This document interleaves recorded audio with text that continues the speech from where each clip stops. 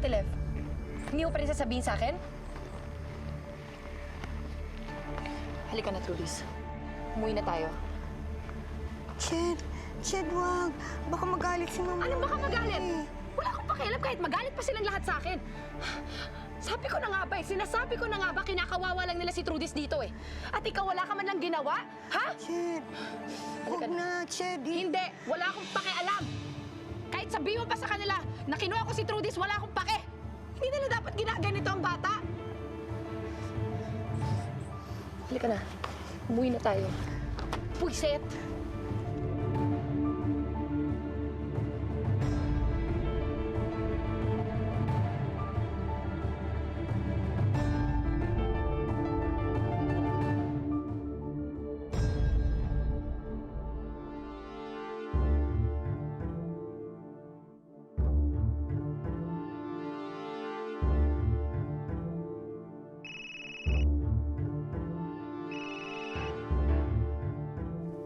Hello? Ched? Ched? Ano nangyari? Eh, kahapon pa pala kinuha. Bakit hindi mo sinasabi sa amin? Eh, Ma'am, hindi naman po kayo nagtatanong eh. Nag-iisip ka ba, Lev? Kung ang aso nga hinahanap, si Trudis pa kaya? Duh! Oh!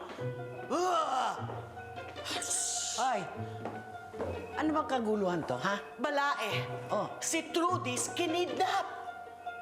Sino naman ang kikidnap sa batang yan? Ay, sino pa? Eh, di yung atribida niyang tiyahin, si Ched. Calm down. Huminahon ka muna, Loli. Saan ba nakatira yung Ched na yan? Pupuntahan natin at kukunin natin si Trudis. Naku, buti na lang. Puntahan natin hanggat maaga. Naku, maraming salitang masasakit ang matitikma sa akin ng Ched na yan, balae. Halika. Sumama ka sa akin. Ma? Ikaw, Loli. Tayong lahat dito maiiwan, ha? Bakit si Lev ang kasama? Leb, kunin mo yung bag ko sa itaas, dali. Duh! Sinabi ko na kay attorney na malilate tayo. Okay. Ay. Good morning. Ma'am Hershey,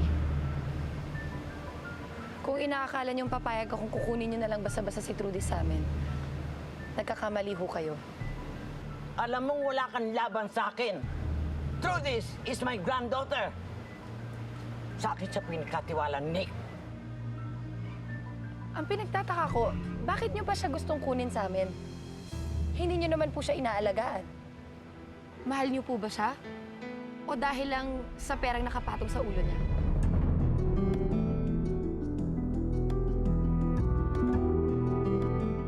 Sino ka? Para questionin ako, ha? Teka sandali. Mawalang galang lang. Ay, mawalan ka na ng galang. Pero gagalangin niyo ko, ha? Akong ina ni Nick na sinasabi ko sa inyo na si Trudis ibibigay niyo sa akin. Simula nung araw na yan, ako na ang responsable sa batang yan. Huwag mo nang paabutin ko sa korte, Ched. Alam mo, matanda na ako. Mahina na ang pandinig ko. Wala akong panahon sa mga hearing-hearing na yan. Tita Ched, pasamahin niyo na po ako. Trudis, sigurado ka ba? Opo, takot naman po si Mami Loli sa kanya eh. Ngayong alam niyo na po, siguro matatakot na din po sila sa akin. Ma'am Hershey,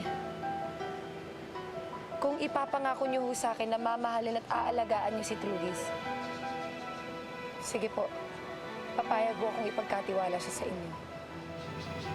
I promise. Cross my heart. Hope to die. You know, I'm doing this for my son, Nick. Alam nyo, gugustuhin din niyang gawin ko to kung siya'y nabubuhay. Salamat. Trudis, dadalaw palagi ang Tita Ched sa'yo, ha? Opo, Tita Ched. Chay!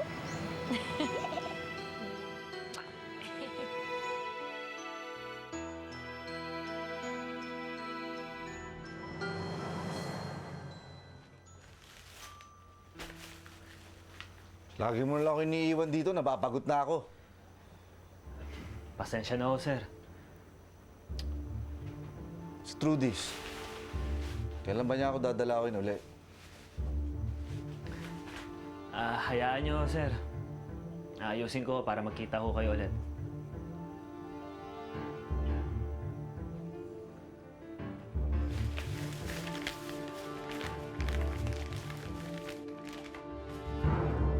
Welcome back, Trudis! Naku! Halika nga dito, baby. Come here, baby. Oh, I missed you so much. Ay, okay.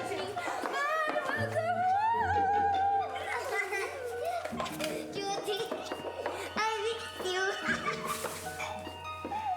O ngayon, tapos na ba ang pakikitang tao? If you don't mind, papanik na kami sa taas. Sandali lang, Balae. Napakasakit mo naman magsalita. Kung tutuusin, mas matagal ko nakasama si Trudis kesa sa'yo. At yung paghihigpit ko, alam niya yun, naiintindihan niya yun. Dahil alam niya na gusto ko lang siyang matuto ng mas maaga sa buhay. Hindi ba, Trudis? Talk to the hand! Alam mo, Loli, kung sino man yung mga pinapiniwala mo, alam mo, sasabihin ko sa'yo, next time, pag nahuli kayo, magsusumbong sila, Jed, sa social welfare at hindi ko na sila pipigilan. Okay.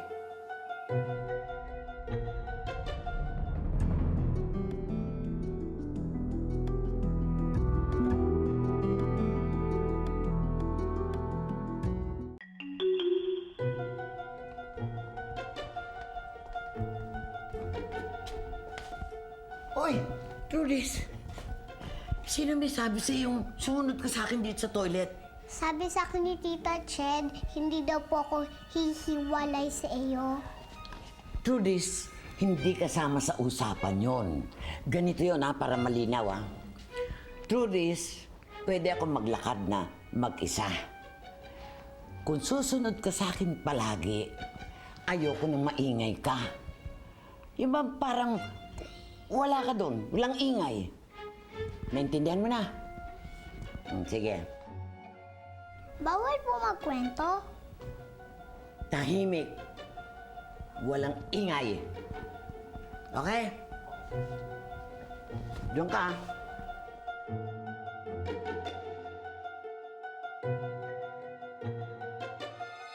Nay, paano kung pumunta na kaya ako doon?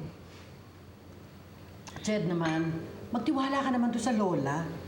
Mukha namang matino yung nanay ni Sir Nick, di ba? Eh, hindi ako mapalagay eh. Paano kung inaapi na naman nila si Trudis doon? Okay, kaya nga may cellphone na yung bata. Para madali natin siya makontak. Maganda yung idea niya ni Ronnie, ha? Alin doon? Eh, pero, Sedes, ha? Baka naman pag nagkaanak ka, ha? Ipagkait mo sa amin ng nanay mo. Ayoko ng ganon. Overprotection yan. Carlene, baka naman ang ibig mo sabihin overprotective. Ganon na rin yun. Basta. Ito na, natawagan ko na si Trudis.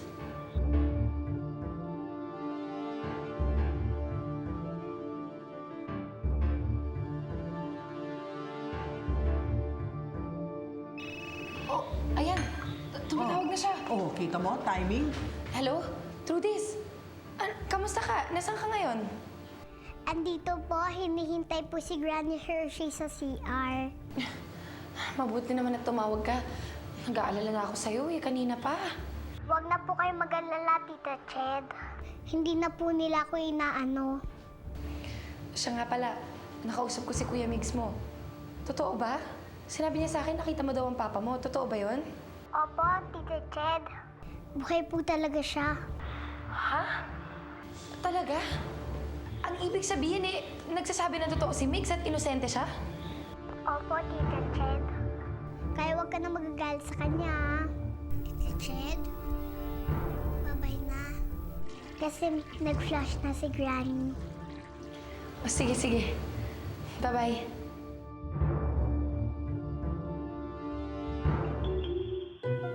Mami, bababa pa ba si Trudis? Nainip na ako. Well, my my daughters. I think it's time for merienda. Merienda? Paano tayo makakapag-merienda, Ma? Nakita mo ba yung ginagawa ng bata? Pinagtatawanan tayo nun. Mga anak kong magaganda na nagmana sa akin, mamayang gabi, hindi na siya matatawa.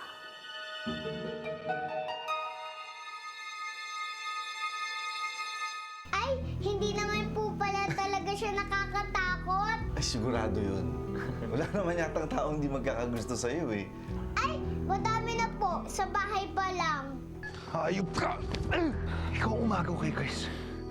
Papaliwanag ako, hindi si Migs. Hayop ka! Halika, Mig, samahan mo ako doon sa dati ko tinitiran. Sir, hindi ho pwede. Delikado. Mamaya, andun ho yung taong gusto pumatay sa inyo. Dali, dyan. Dahan. Gusto ko na maalala kung sino gustong magpapatay sa akin. At ayoko malagay sa peligro ang buhay ni Trudis. Kaya sasamahan mo ako sa ayaw mo sa gusto mo.